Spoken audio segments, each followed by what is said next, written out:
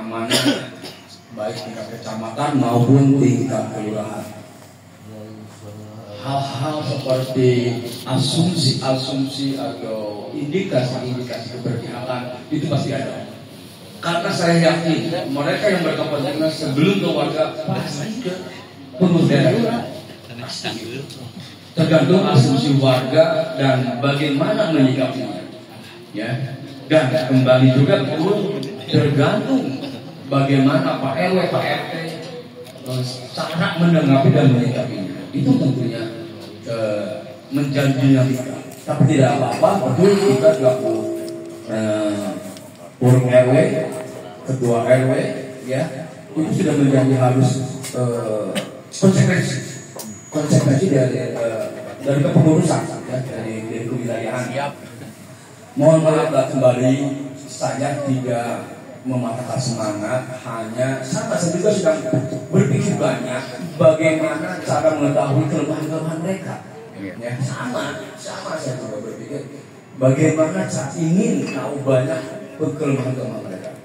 Betul yang Kang Asep Masok tadi sampaikan, dan itu jelas dengan Undang-Undang Agraria. Ketika sudah dari 18 atau sampai 20 tahun, pembahasan fisik di lahan terlantar, itu warga masyarakat yang menempati punya hak, tapi harus digarisbawahi dengan membayar pajak, dengan membayar PBB, dan itu baru bisa mengajukan, bisa kolektif, bisa perorangan, itu jelas. Nah ini kelemahan kita, termasuk saya. Saya punya 10 rumah di RW 4, ya, dan keluarga saya. Karena ini sudah ada pengalaman, sudah 3 kali ya, bahkan dengan sekarang. Saya dulu kenapa saya tuh nggak bayar PDB gitu?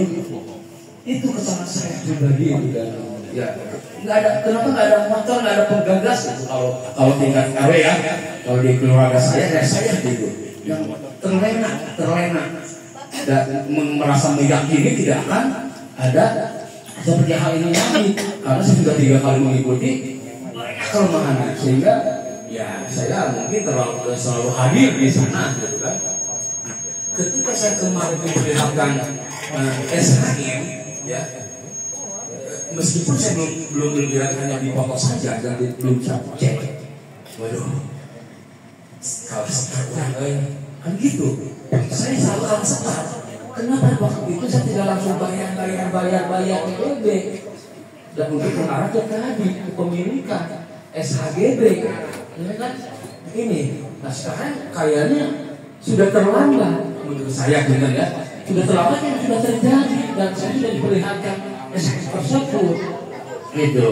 Ini hanya bukan memakan semangat, sekali lagi mohon maaf. Ya pasti ayo kita bareng-bareng cari kelemahan-kelemahan mereka, dan suatu saat mereka pun sama akan bersosialisasi selain kepada ketua RW, ketua RT, tokoh agama, tokoh masyarakat, tokoh pemuda, dan sekaligus sama warga juga mereka akan bersosialisasi.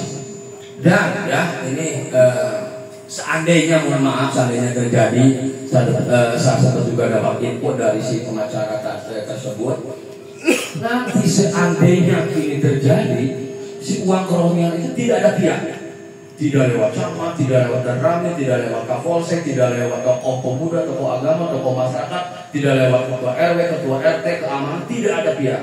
Mereka langsung yang menukarkan langsung dengan warganya, ditukar dengan KPPKA tadi, itu dengan KPPKA tadi. Ini maksudnya biar situasi di kita juga tidak ini ya, maksudnya bisa ada isu atau asumsi lain, ini bisa dipertanggungjawabkan sama mendapatkan info tersebut.